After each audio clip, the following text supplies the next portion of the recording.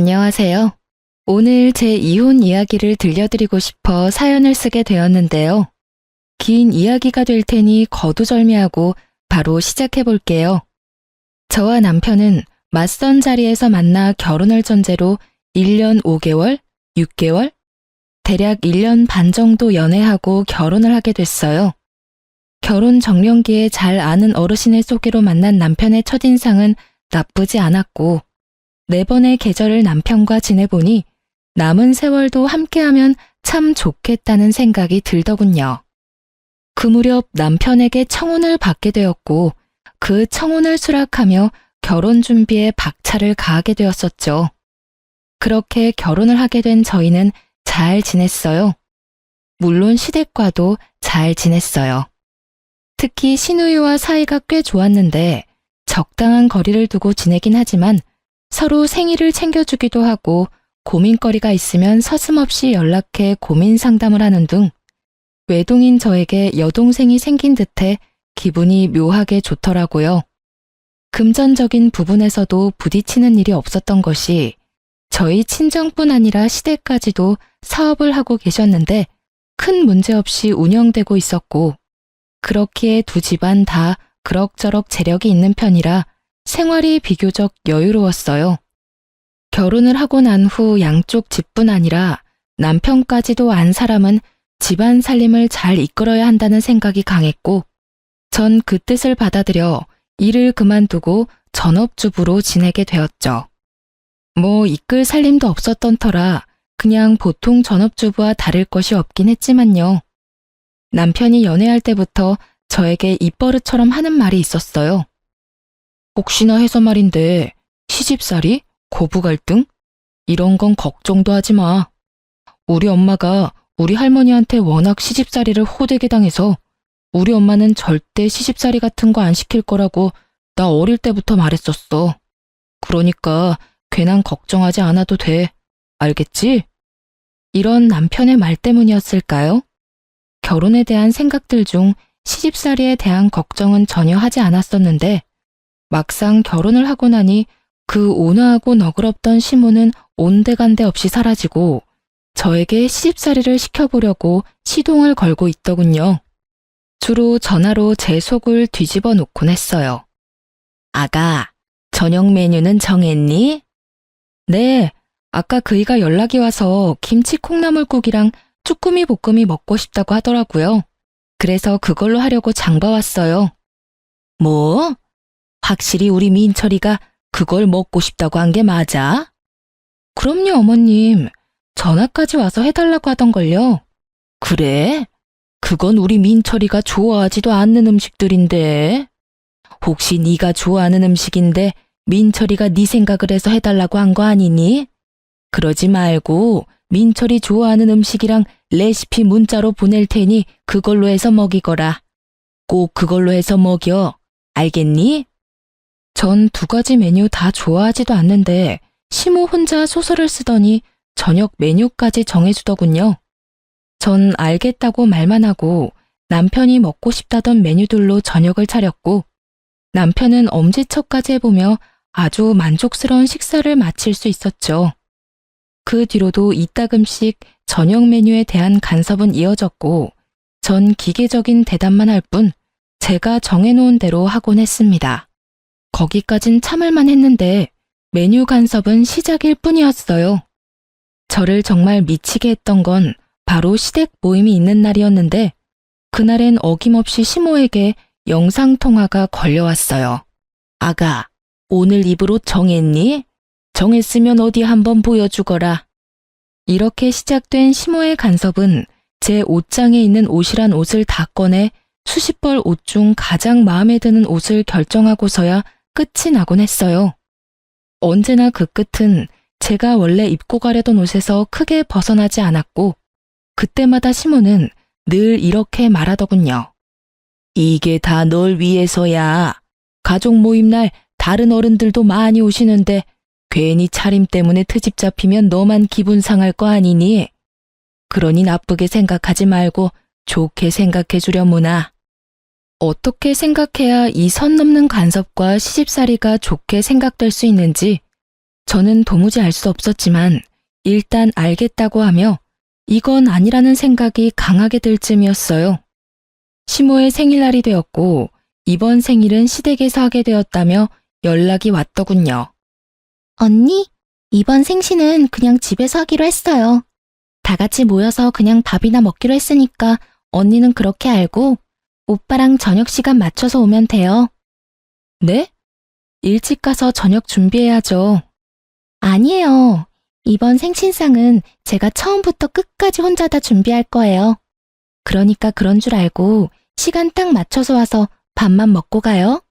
혹시나 일찍 오면 문도 안 열어줄 거니까 행여나 혹시나 일찍 올 생각은 하지도 마세요. 사실 시댁에서 한다길래 걱정이긴 했는데 시누이가 저렇게 나서주니 참 고맙더라고요. 하지만 막상 저녁 시간이 다가올수록 마음이 불안한 것이 점점 불편해졌고 걱정스러운 마음에 시누이가 말한 시간보다 조금 일찍 혼자 시댁으로 향하게 되었어요. 시댁에 들어서니 시누이는 이럴 줄 알고 자신이 더 빨리 음식 준비를 시작했다고 하며 도울 것이 없으니 쉬라고 하더라고요. 주방을 살펴보니 시누이 말대로 음식은 마무리 단계였고 뒷정리라도 도울까 하는 마음에 팔을 걷어붙이고 나섰지만 그마저도 시누이가 득달같이 막는 바람에 할 수가 없었어요.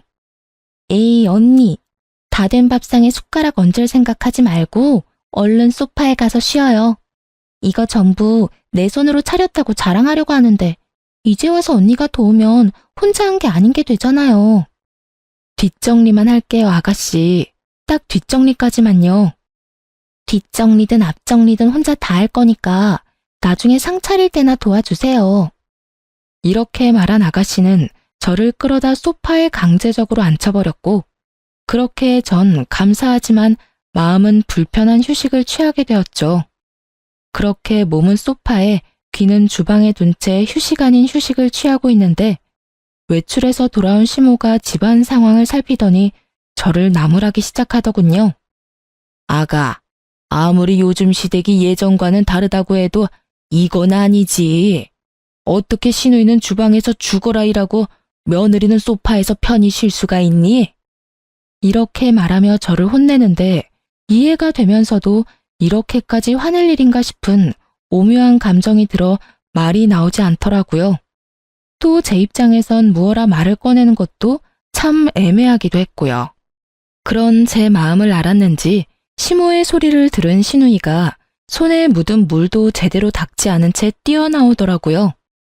엄마 그만! 언니 혼내지 마. 언니는 같이 할 거라고 일찍 왔는데 내가 혼자 한다고 우겨서 언니도 벌 서고 있는 중이었어. 그러니까 언니한테 뭐라고 할 것도 없어. 시누이는 있는 사실 그대로 말하며 제 편을 들어주었고 그쯤 했으면 시모도 이해하겠지 싶었는데 시모 생각은 그렇지 않은 것 같더라고요. 아니 아무리 그렇다고 한들 너 혼자 소파에 앉아서 편히 쉬는 게 말이나 되니? 난 정말 이해가 안 된다. 시모는 점점 열을 올려갔고 그런 시모의 태도가 시누이 역시 이해가 되지 않는지 시누이가 시모의 말을 받아치더라고요. 아니, 난 엄마가 이해가 안 되는데? 뭐라고? 내가 뭘 어쨌다고 이해가 안 된다는 거니? 그렇잖아. 엄마 생신상 딸이 챙기는 게 당연한 거지. 며느리가 차리는 게 당연한 거야? 엄마, 엄연히 며느리는 피 한 방울 안 섞인 남이고 난 엄마 배 아파서 낳은 엄마 자식이야. 그런 자식이 엄마 생일 때 낳아주셔서 감사합니다 하는 마음으로 엄마 생신상 혼자 정성껏 차려주겠다는데 이게 이렇게까지 화낼 일이야? 가끔 시누이와 연락을 주고받으며 참 똑부러지는 사람이다 싶었는데 이날 보니 말도 참 똑부러지게 잘하더라고요. 시모는 시누이의 말에 할 말이 없었는지 말 한마디 하지 않은 저를 노려보고선 방으로 들어가 버리더군요. 전 딱히 잘못한 것도 없이 아주 불편한 마음이 들었고 이내 상을 차리기 시작했습니다. 시누이는 그 당시 결혼을 앞두고 있어 다이어트를 한다며 저녁을 먹지 않고 있었는데 그날 식사 자리에서도 저녁은 먹지 않을 거라며 자기 밥은 담지 않더라고요. 전 밥을 제외한 음식들을 그릇에 담아 식탁으로 옮겼고 시모는 완성된 음식들의 간을 봐주고 있었어요. 그렇게 상이 완성되고 남편의 옆자리에 앉았는데 제 자리엔 딱 보아도 새밥이 아닌 식은 밥이 떡하니 있더라고요. 그때 기분 참 더럽더라고요. 황당하기도 했고요. 이 무슨 짓거리인지 말도 나오지 않았어요. 전 당황스러움에 밥엔 손도 대지 않고 가만히 있으니 남편이 왜 그런가 싶어 저를 보다 밥을 발견했고 저보다 더 당황한 남편이 이유를 물어오더군요. 여보, 왜 당신 밥만 식은 밥이야? 저라고 왜 제 밥만 식은 밥인지 이유를 알 수 없었으니 할 수 있는 답이 없었고 저를 대신해 시모가 이유를 말해주더라고요. 아, 그거 밥이 모자라서 한 그릇은 식은 밥으로 펐는데 그게 그쪽으로 갔나 보구나. 밥이 식어서 그렇지 오늘 한 밥이니 그냥 먹어도 돼. 당연하다는 듯 시모는 이렇게 말했고 주방에서 뒷정리를 하고 온 시누이는 분위기가 이상해 보이자 이게 무슨 일이냐고 물어오더군요. 분위기 왜 이래? 무슨 일 있어? 무슨 일은 아무 일도 아니야. 밥이 모자라서 은영이한테 식은 밥을 줬더니 무슨 큰일이라도 난 것처럼 저런다 얘. 상한 것도 아니고 그냥 식은 밥일 뿐이니까 신경 쓰지 말고 넌 앉아서 밥이나 먹어. 무슨 일은? 아무 일도 아니야. 밥이 모자라서 은영이한테 식은 밥을 줬더니 무슨 큰일이라도 난 것처럼 저런다 얘. 상한 것도 아니고 그냥 식은 밥일 뿐이니까 신경 쓰지 말고 넌 앉아서 밥이나 먹어. 시모의 말에 시누이의 표정은 점점 굳어져 갔고 시모의 말이 끝나자마자 자신의 자리에 놓인 밥그릇과 제 밥그릇을 바꿔놓더니 화를 내기 시작하더군요. 엄마, 진짜 왜 그래? 나 다이어트 한다고 저녁 안 먹는 건 몰라? 아유, 깜짝이야. 깜빡했어, 얘. 그렇다고 넌 엄마한테 화를 내고 그러니? 아니, 깜빡했다고 한들 밥도 넉넉히 해서 밥솥에 밥 많이 남았던데 왜 언니한테 식은 밥을 줘? 그거야 먹다 보면 네 아빠나 오빠가 밥이 모자랄 수도 있으니 그랬지. 밖에 나가서 힘들게 일하는 사람들인데 찬밥 먹일 수 있어? 따뜻한 밥 먹여야지. 전 어이가 없었고 저보다 시누이가 더 어이가 없다는 말투로 두 남자에게 밥이 모자라냐고 물었고 두 사람은 지금도 충분히 많다는 대답을 내놓았죠. 원하는 대답을 들은 시누이는 시모를 쏘아보며 이렇게 말하더라고요. 이제 됐지? 내가 걱정이다 걱정이야. 혹시나 엄마 같은 시어머니 만날까 봐서 말이야. 뭐? 너 무슨 말을 그렇게 해? 나 같은 시엄마가 어때서? 몰라서 물어? 나 지금 엄마 때문에 결혼까지 망설여져.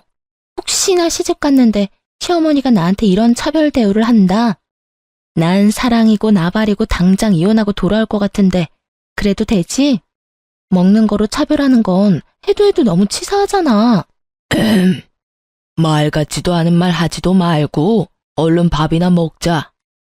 시부의 말에 시누이의 말이 끊기긴 했지만 정말 속이 다 시원하더라고요. 이런 제 마음과는 달리 시모는 기분이 확 상해버렸는지 붉어진 얼굴을 하고 방으로 들어가려는 듯 엉덩이를 들썩거렸지만 시부가 인상을 쓰며 쳐다보자 다시 자리에 앉아 밥을 먹기 시작하더군요.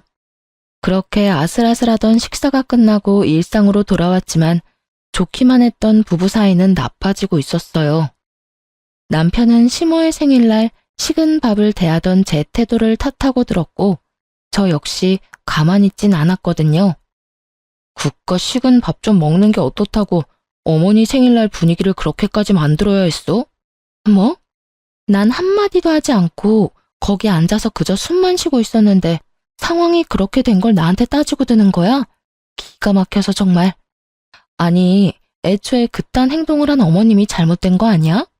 난 정말 이유를 알 수 없어서 물어보는 건데 어머님, 왜 나 미워해? 어머니가 당신을 왜 미워해? 그러면 좋아서 식은 밥을 줬다고? 어머님은 나한테 따뜻한 밥 한 공기 주는 것도 싫을 만큼 나 미워하고 있어. 그걸 아가씨도 알고 나도 알고 아버님도 알고 계시는 것 같던데 당신은 왜 몰라? 여보, 어머니가 당신이 미워서 그런 게 아니라 상황이 그래서 그랬던 것뿐이야. 당신도 들었잖아. 혹시나 아버지랑 내가 밥이 모자랄까봐 그렇게 하셨다고. 그러니까 괜한 오해는 하지 말자. 누가 봐도 시모가 저를 미워하는 것이 맞는데 그걸 남편은 괜한 오해라고 하며 좋게 설명을 하고 나서더군요. 하지만 그 말들은 제 귀에 들리지 않았고 남편의 하나마나한 설명들로 풀리기엔 이미 제 마음이 상할 대로 상해버린 뒤였습니다. 자신의 설명에도 제가 여전히 투명하게 굴자 남편은 저를 속 좁은 사람으로 몰아갔고 저흰 처음으로 큰 말다툼을 하게 되었죠. 그날 이후 부부관계는 점점 소원해지기 시작했고 저 역시 사건의 본질은 보지 않고 무조건 제 잘못으로 몰아가는 남편의 행동에 실망감이 점점 커져만 가고 있었어요. 그 와중에도 시모의 시집살이는 계속되고 있었고 저의 인내심의 한계를 넘어서는 일이 일어나고야 말았습니다. 그날은 시모가 함께 백화점 쇼핑도 가고 맛있는 것도 먹자고 저를 불러내더라고요.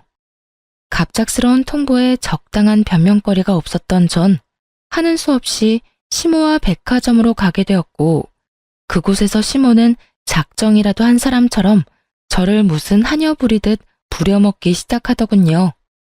백화점을 돌며 온갖 잔심부름을 시키는 것은 물론 짐이란 짐은 다 제 손에 쥐어주고선 끊임없이 쇼핑하기 시작했고 몇 시간 동안 돈을 써대던 시모는 돈 쓰는 것도 힘들다며 밥을 먹으러 가자고 하더라고요. 저 역시 배가 고팠던 터라 시모를 데리고 백화점 근처 식당으로 갔고 빠르게 주문을 마친 후 시모 물건을 들고 있느라 뻐근했던 어깨를 두드리고 있을 그때였어요. 어머, 아가, 어떻게 하니? 나 지갑이 없어졌어. 아무래도 아까 계산하고 거기에 두고 왔나 봐. 네? 다시 한번 잘 찾아보세요. 가방에 없어요? 그래, 없어. 그러지 말고 얼른 가서 가지고 오렴. 누가 가지고 가면 어떻게 하니? 시모의 지갑은 남편이 첫 월급을 타 사준 지갑으로 의미가 큰 지갑이란 걸 알았던 터라 전 다른 생각은 전혀 하지 못한 채 몸이 반사적으로 움직이기 시작했어요. 백화점에 도착한 저는 마지막 매장에 들러 지갑을 찾기 시작해 시모가 돌았던 매장을 차례대로 돌며 지갑을 찾아보았지만 어디에도 없었고 CCTV라도 돌려봐야 하나 싶어 고객센터로 발길을 돌리는 순간 시모에게서 전화가 오더군요. 아가, 얼른 다시 오렴. 지갑 찾았어. 네? 지갑 찾았다고. 자켓 주머니에 있지 뭐니? 아, 주머니에요? 그래, 10년 감수했다 정말.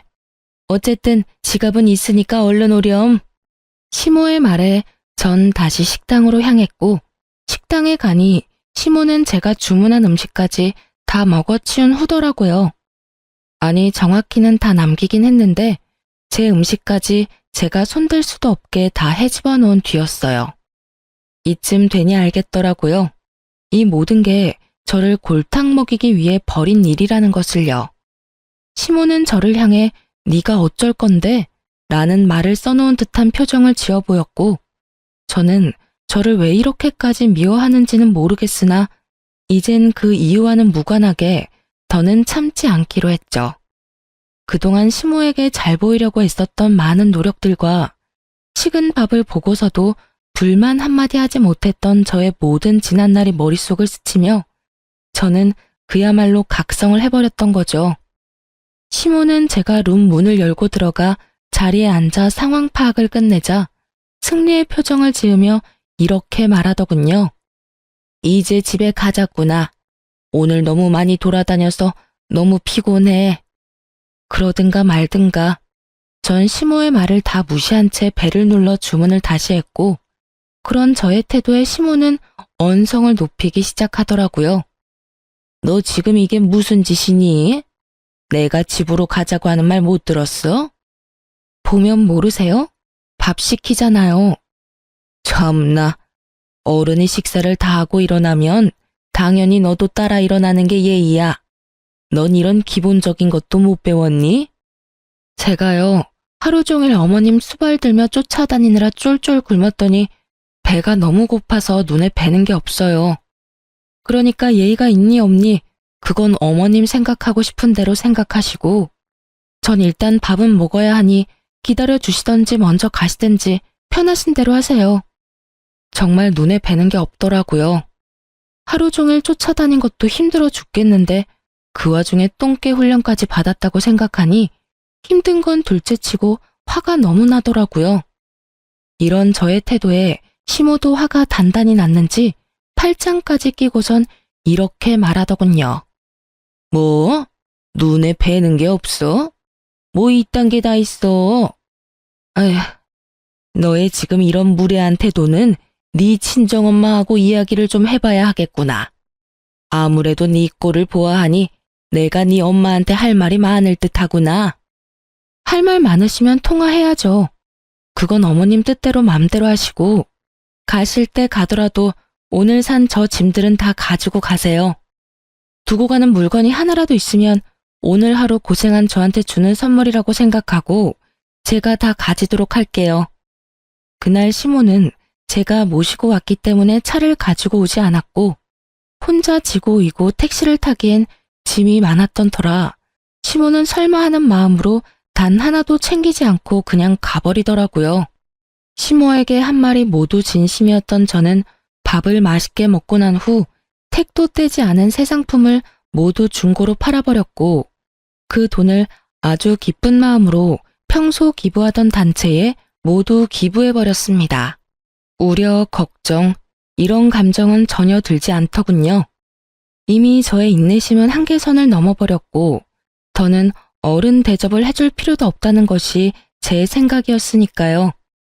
그날 밤 소파에 앉아 콧노래를 부르며 TV를 보고 있는데 퇴근을 하고 돌아온 남편이 시모에게 오늘 있었던 일을 전해 들은 것인지 저에게 노발대발 화를 내기 시작하더군요. 당신 정말 왜 그러는 거야? 도대체 어머니랑 왜 그렇게 자꾸 부딪히는 거냐고. 와, 또 내 탓을 하는 거야? 확실하게 집어줄 테니 잘 들어. 하루 종일 종 부리듯 끌고 다닌 것도 당신 엄마고 잃어버린 적도 없는 지갑 핑계로 똥개 훈련 시킨 사람도 당신 엄마야. 그 와중에 밥도 먹이기 싫었는지 남의 음식까지 다 헤집어 놓으며 혼자 식사까지 마친 사람 역시 당신 엄마지. 이게 무슨 말인지 알아? 먼저 수준 낮게 행동한 사람은 어머님이란 이 말이야. 그러니까 따지려거든 나한테 따지지 말고 당신 엄마한테 가서 따지고 나 대신 이런 식으로 다시는 행동하지 말라고 말도 좀 전해줘. 제 말에 남편은 할 말이 없는지 긴 한숨을 쉬며 저를 설득해 보려고 하더라고요. 여보, 그냥 당신이 좀 져주면 안 돼? 그냥 불쌍한 사람이다 생각하고 당신이 좀 더 잘 보이려고 노력해주면 어머니도 당신한테 잘 대해주실 거야. 응? 불쌍한 사람? 당신 눈엔 어머님이 불쌍해 보여? 난 전혀 그렇게 보이지 않아서 말이야. 난 내가 더 불쌍해. 이유 없이 미움받는 내가 더 불쌍하다고. 난 당신 뜻대로 그런 노력할 생각은 추호도 없으니까 나한테 괜한 기대도 하지 마. 제 말을 듣고 있던 남편은 또다시 큰 한숨을 쉬더니 부랴부랴 짐을 챙기기 시작하더군요. 그러면서 하는 말이 한동안 저와 함께 있고 싶지 않다고 하며 시댁으로 가서 지낸다고 했고 전 그런 남편을 말리지 않았어요. 뒤도 돌아보지 않고 집을 나서는 남편을 보는데 참 시모보다 남편이 더 밉더라고요. 어쩌면 저렇게 시모 편만 들 수가 있는 것인지. 괜찮냐? 오늘 많이 힘들진 않았느냐? 고생 많았다. 제 마음을 달랠 수 있는 이 수많은 말들 중 딱 한마디만 남편이 해줬더라면 상황이 이렇게까진 되지 않았을 텐데 말이죠. 누굴 탓하겠어요? 저런 인간인 줄도 모르고 사랑에 눈이 멀어 믿고 결혼한 제가 미쳤었고 제정신이 아니었던걸요. 그렇게 눈물도 나지 않던 밤이 지나고 다음날 아침 일찍부터 시모에게서 전화가 오더군요. 너 어제 산 내 물건 잘 챙겨뒀지? 그거 가지고 집으로 좀 넘어오거라. 아, 그거 전부 저에게 주시는 거 아니었어요? 제가 다 가진다고 했는데도 두고 가시길래 저한테 주는 선물인 줄 알고 다 팔아버렸는데요? 택도 안 뗀 새 상품이라 꽤 제값으로 받아서 다 기부했어요, 어머님. 덕분에 좋은 일 제대로 했지 뭐예요? 말 그대로였어요. 마음먹고 한 쇼핑이었기에 그 금액이 적지 않았고 시모는 이때껏 들어본 적도 없는 괴성을 지르며 화를 내기 시작하더군요. 너 정말 미친 개야? 그게 돈이 얼만데 뭐? 다 팔아서 기부를 해? 네가 제정신이야? 돈이 썩어나는 게야? 기부를 하려거든 네 돈으로 할 것이지 왜 내 돈으로 기부를 하냔 이 말이야. 어디서 너 같은 게 우리 집에 들어와서는 내 골머리를 썩게 만드는지 이런 미친 거사. 이미 예상했던 터라 놀랍지도 않더라고요. 전 휴대전화를 스피커로 해놓고 시모가 고함을 지르든 노래를 부르든 대꾸도 하지 않은 채 하던 일을 했고 어느새 전화는 끊겨 있더라고요. 그렇게 얼마 지나지 않아 친정엄마에게서 전화가 왔고 그 전화로 전 이혼을 결심하게 되었어요. 엄마, 아침부터 무슨 일이야? 무슨 일 있어요? 무슨 일은 나 말고 너한테 있던데 네 시어머니 전화 왔더라. 아니 무슨 그런 몰상식한 여자가 다 있니? 이 아침에 사돈댁에 전화해서 다짜고짜 네 욕을 하기 시작하는데 대충 들어봐도 네 잘못은 하나도 없던데 그 여잔 뭐가 그렇게 불만이 많던지 내가 진짜 기가 막혀서. 어머님이 엄마한테까지 연락했단 말이야? 그것도 이 아침에? 그래. 아유, 다 됐고 내가 지금 너 데리러 갈 테니 준비나 하고 있어. 나보고 너 데리고 당장 네 시댁으로 오라고 하더구나.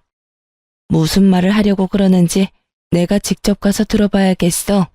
엄마, 일단 진정 좀 해.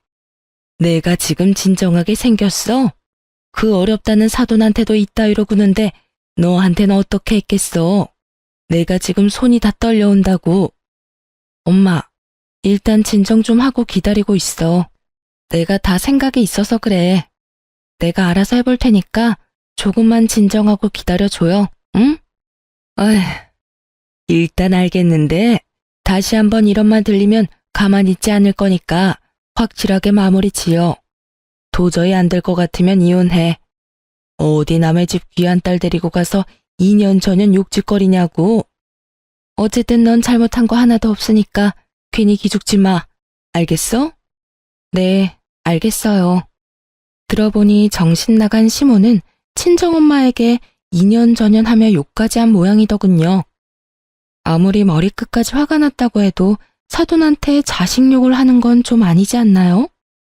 그 순간 전 이혼을 확신하게 되었고 그간 수없이 연락을 드릴까 말까 고민했던 사람에게 전화를 걸어 시댁으로 와달라고 부탁을 드리곤 시간을 맞춰 시댁으로 향했어요. 시댁에 도착하니 제가 부른 사람을 포함해 시댁 식구들이 다 모여 있더군요. 제가 시댁으로 와달라고 부탁까지 한 사람은 다름 아닌 시모의 시모, 즉 시할머님이었고 시조모를 중심으로 오른쪽엔 시부와 시누이가 서 있었고 시모와 남편은 시조모의 발 아래 무릎을 꿇고 앉아 있더라고요. 저는 천천히 시댁으로 들어갔고 저를 발견한 시할머님은 자신의 옆에 저를 앉히더니 따스하게 절 보듬어 주시더군요. 아가, 오는 길에 네 엄마한테 이야기 다 들었다. 그런 일이 있었으면 진작이 할미한테 연락을 했어야지. 왜 그걸 다 참고 살았노? 고생 많았다. 고생 많았어. 사실은 저의 외할머니와 시할머님은 어릴 때부터 친구 사이였어요. 시할머님은 제 친정 식구들과도 가깝게 지내왔었는데 평소 저를 남다른 애정으로 예뻐해 주시던 시할머님께서 자신의 손주였던 남편과의 맞선을 주선해 주셨던 것이었어요. 저희 결혼과 동시에 시조모는 저의 할머니와 함께 고향으로 내려가 지내며 일체 시댁 일엔 간섭을 하지 않고 계셨는데 엄마를 통해 지금 이 모든 상황을 전해 듣게 되신 거죠. 저의 손을 꽉 잡은 시조모는 득달같이 시모를 잡기 시작하셨고 그 뻔뻔스럽도록 당당하던 시모는 목이 부러져라 고개를 숙이고 있더군요. 내가 널 이래서 싫어했던 게야. 그리 내가 그 못된 성정을 버리라고 했거늘 아직도 그 벌은 못 고친 게야? 이렇게 시작된 시조모의 말은 정말 충격적이더군요. 너 시집 온 그날부터 네 아랫사람들한테 뭐라고 하고 다녔는지 내가 다 알고 있다. 네 손아랫사람 무시하는 건 물론이고 더럽고 굳은 일은 다 시켜먹고 그것만 해도 기가 막히는데 뭐? 내가 죽으면 이 재산 다 네 남편 몫이니 알아서 기라고? 내가 이 모든 걸 몰라서 가만둔 줄 알아? 진작 이혼시켜버리고 싶은 걸 결혼한 지 얼마 되지도 않았고 뱃속에 민철이가 들어앉았다고 해서 참고 또 참았다. 데리고 살면서 인간 만들면 인간 구실은 하겠지 하면서 또 참았단 말이다. 애들 크면서 눈빛에 도끼도 좀 빠지고 제법 말도 가려서 하는 것 같아 좀 풀어줬더니 또 사고를 치는구나. 또 언행을 그따위로 하고 다녔어. 나이도 들 만큼 들었으니 이젠 사람 될 거라고 했던 내 실수였지. 사실 시집살이를 시켰다는 말을 들을 때부터 이상하긴 하더군요.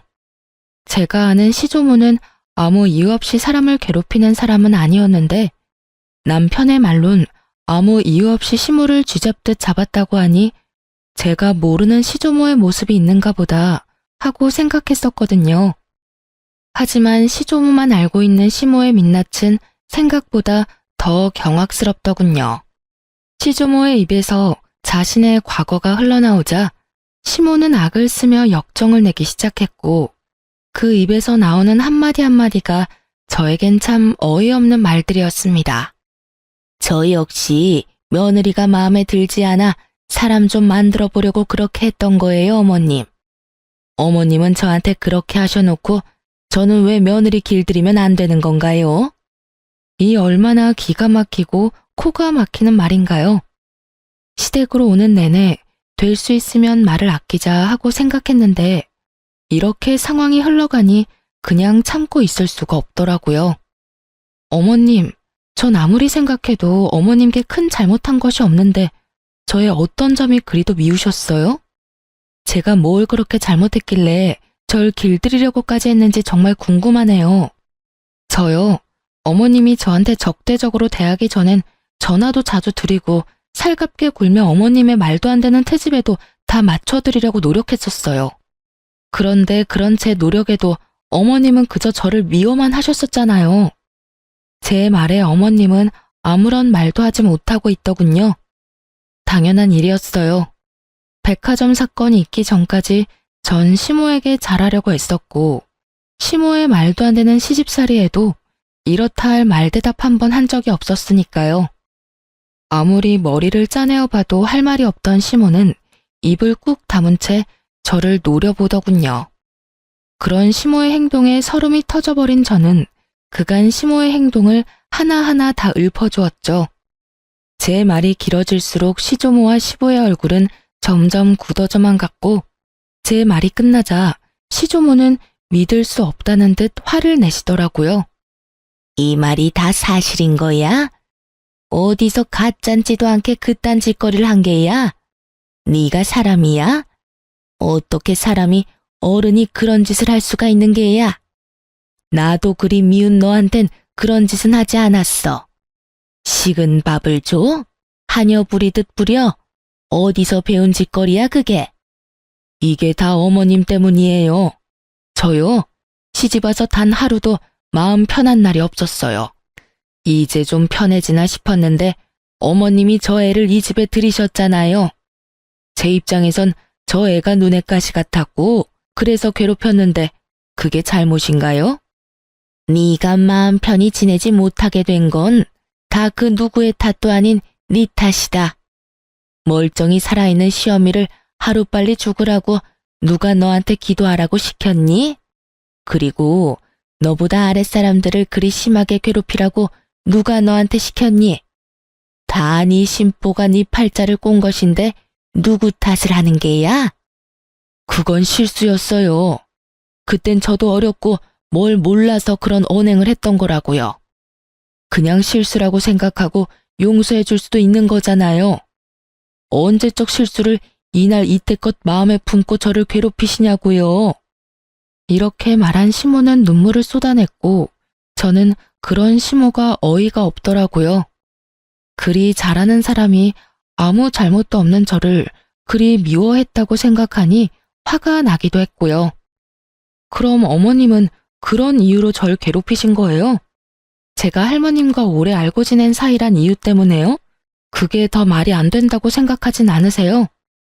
아니, 그리고 그게 이유가 된다고 한들 어머니 말대로 그게 언제적 이야기인데 저를 괴롭히세요. 왜 친정엄마한테까지 전화해서 2년 전년 제 욕까지 하셨냐고요? 저의 분노는 극에 달해버렸고 시모 역시 악에 바친 듯 저에 대한 불만들을 쏟아내더군요. 난 네가 이래서 싫었다. 네 행동, 생김새, 말투 모든 게 다 싫었다고. 특히 네 그 건방짐이 제일 싫었다. 날 깔보는 듯한 그 눈빛에서 나오는 그 건방짐이 미친 듯이 싫었다고. 정말 미쳐버린 것이 아닌가 하는 생각이 다 들더라고요. 전 정말 맹세코 일이 일어나기 전까진 시모에게 살갑게 대했기에 저 정도 자격지심이면 병이라는 생각마저 들기도 했습니다. 제가 싫다며 소리를 질러버린 시모는 급기야 남편을 보며 이렇게 말하더군요. 이왕 일도 이렇게 됐고 민철이 너 당장 이혼해. 더는 이딴 년이 너하고 사는 꼴은 보기도 싫다. 시모는 결국 이혼이란 말을 입에 올렸고 남편은 되묻기만 할 뿐 아무 말도 하지 않더라고요. 당신 무슨 말이라도 해봐. 당신은 어머님이 이혼하라고 하면 나랑 이혼까지 할 생각이야? 당신은 생각이 없어?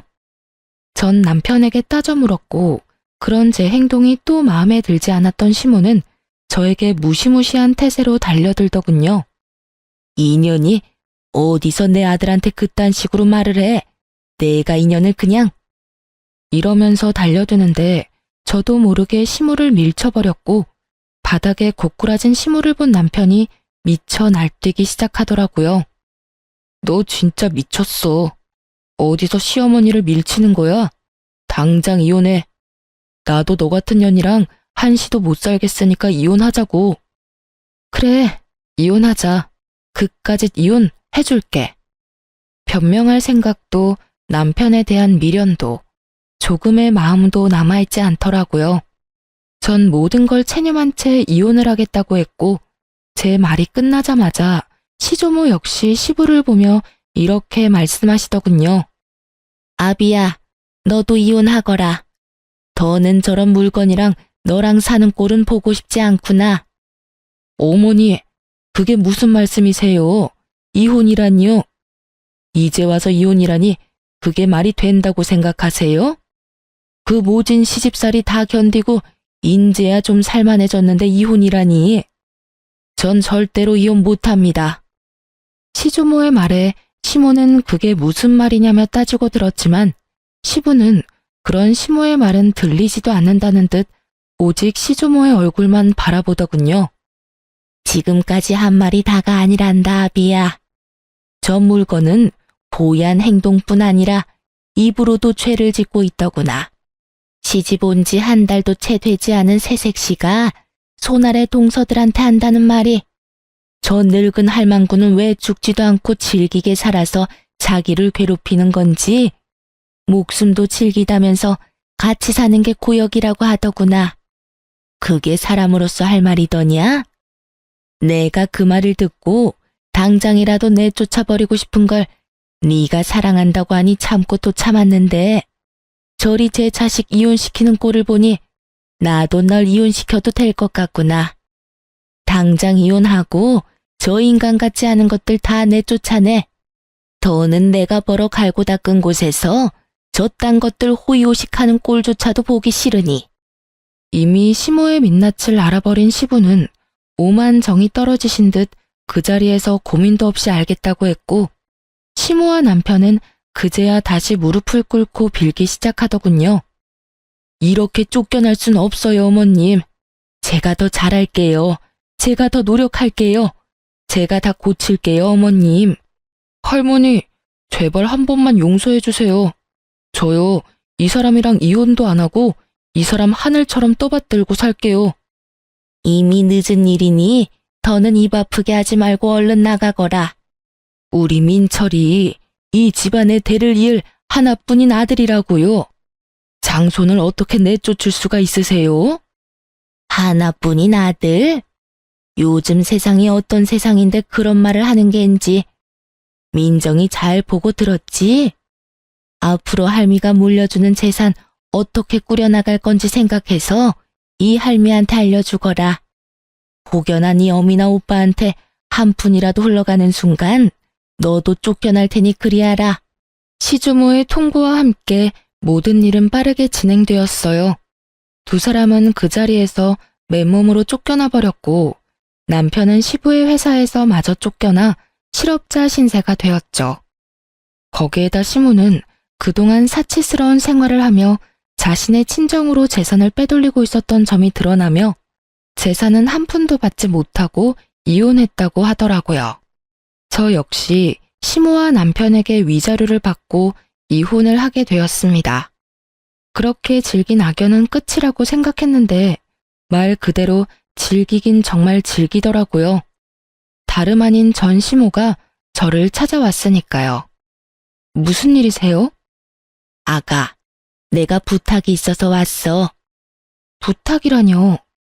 그게 어려운 건 아니고 어머님께 말 한마디만 해주면 안 되겠니? 우리 민철이라도 좀 받아달라고 말이야. 난 어떻게 되든 상관없는데 우리 민철이는 아직 살아갈 날이 많이 남았잖니. 그러니 네가 그간의 정을 생각해서라도 우리 민철이만이라도 그 집에서 살게 해달라고 해다오. 네가 말하면 다 들어주실 게야. 정말 반성해서 흘리는 눈물이 아닌 억지로 쥐어짜내는 눈물인 게 어쩌면 그리도 티가 나는지. 속아주고 싶어도 속아줄 수가 없더라고요. 그래서 전 더욱 단호하게 전시모에게 물었어요. 제가 왜 그래야 하는데요? 자신의 눈물을 흘리며 부탁을 하면 당연히 들어줄 것이라고 생각했는지 저의 단호한 태도에 전 시모는 적잖게 당황을 한 것 같더라고요. 그 짧은 순간이었지만 미간이 구겨지는 것을 제 두 눈으로 봐버렸거든요. 하지만 이내 다시 불쌍한 척을 하며 저에게 애원하기 시작하더군요. 너희 사랑하는 사이였지 않니? 민철이랑 나 오갈 데도 없는 신세다 지금. 민철이 이모한테라도 신세를 져볼까 하고 찾아갔는데 문도 열어주지 않고 연락도 받지 않아 갈 곳도 없는 신세라고. 내가 자기들한테 어떻게 했는데? 내가 그간 가져다 준 돈이 얼만데? 어떻게 그렇게 연락을 딱 끊을 수가 있는지. 이렇게 벌 받을 만큼 받았으니 제발 이렇게 부탁하마. 민철이만이라도, 응? 그 벌의 양은 누가 정해주었기에 받을 만큼 받았다고 하는 것인지, 받는 사람이 다 받았다고 하면 피해자는 당연히 용서를 해줘야 하는 것인지, 도무지 전 이해가 되지 않더라고요. 전 시모는 물론이고 전 남편조차 용서하지 않았고 그랬기에 시모의 그 말도 안 되는 부탁은 들어줄 생각조차 없었죠. 저 이제 그 집이랑은 상관없는 사람인 거 잊으셨어요? 직접 그렇게 만드셨잖아요. 어쨌든 전 이제 그럴 능력도 없고 그럴 마음도 없으니 그런 부탁하지 마세요. 제 말에 이때껏 거짓 눈물로 애원하던 시모는 말이 끝나자마자 제 머리채를 잡고 흔들기 시작하더군요. 워낙 가까운 거리기도 했고 갑작스럽게 일어난 일이라 미처 피할 틈도 없이 머리채가 잡혀버렸고 무슨 힘이 그렇게도 대단한지 아무리 발버둥 쳐보아도 있는 힘껏 잡아준 시모의 소나기에서 벗어나지 못하겠더라고요. 이거 나요. 놓으라고요. 너 인연 오늘 너 죽고 나 죽는 날이다. 그런 부탁을 하지 마. 오냐, 네 말대로 그런 부탁은 이제 할 일이 없을 거다. 오늘 너 죽는 날이니까 말이다. 저는 고함 소리와 함께 전 시모 역시 고함을 질러댔고 무슨 일인가 싶어 나온 옆집 분이 경찰에 신고를 해주신 덕에 시모의 손에서 벗어날 수 있었습니다. 그렇게 전 시모는 경찰서로 끌려갔고 다신 저를 찾아오지도 찾지도 않겠다는 각서를 받고 합의를 해주었어요. 그 후 소식을 전해들은 신우이에게서 연락이 왔더라고요. 언니, 이야기 들었어요. 괜찮아요? 네, 좀 놀래서 그렇지 다친 곳은 없어요. 다행이다. 이야기 듣고 얼마나 놀랐는지 몰라요. 제가 엄마랑 오빠 살 작은 집 얻어줬으니까 앞으로 언니 찾아갈 일은 없을 거예요. 아가씨 마음 이해 안 되는 건 아니지만 할머니 알면 어쩌려고 그랬어요? 모르긴 몰라도 크게 화내실 텐데.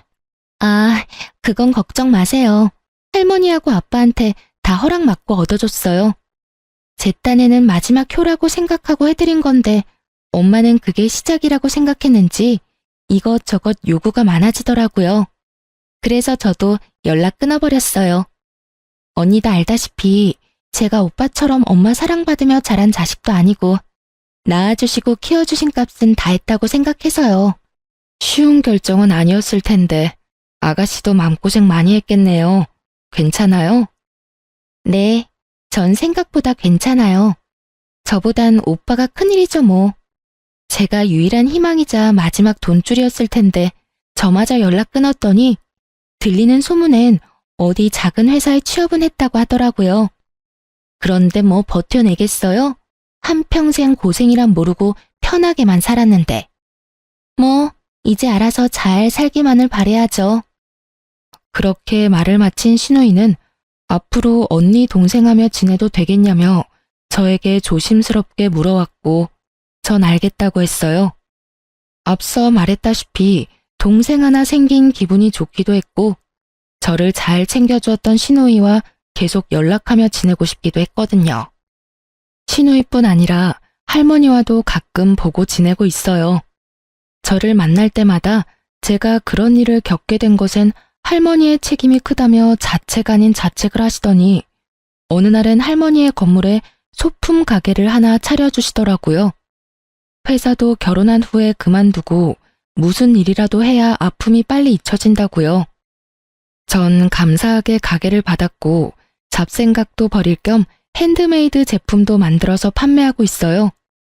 가끔 너무 쉽게 이혼을 한 것인가 싶은 순간도 있긴 하지만 더는 전 남편을 사랑하지 않았고 참고 더 살았다간 어떤 꼴을 보고 당하게 될지 모르는 일이니 후회는 하지 않으려고 해요. 요즘 전 옆 커피가게 사장님과 자주 왕래하며 지내고 있어요. 네, 여러분이 생각하시는 그런 관계로 지내는 거 맞습니다. 아침 저녁으로 커피를 사 먹으러 가다 보니 자연스럽게 가까워졌고 어느 날부턴 제가 제일 좋아하는 커피를 가지고 사장님이 직접 찾아오기 시작해서 시간을 자주 보내게 되었죠. 그 이후 사장님과 가끔 밖에서 밥을 먹기도 하고 술도 먹으며 서로 알아보는 단계를 거치고 있어요. 지금까지 지켜본 바론 성실하고 다정한 사람인 것 같아 좀 더 지켜보려고 합니다. 이혼을 할 당시엔 다신 남자는 없다고 생각하고 다짐했었는데 사람 일이란 게 정말 모르는 건가 봅니다. 이렇게 또 남자를 보며 좋은 사람이라고 느끼는 걸 보면 말이죠. 어쨌든 전 용기를 가지고 새롭게 시작해보려고 합니다. 그게 일이 되었든 사랑이 되었든 간에요. 이로써 저의 긴 사연도 끝이 났네요. 제 이야기를 끝까지 들어주셔서 감사합니다.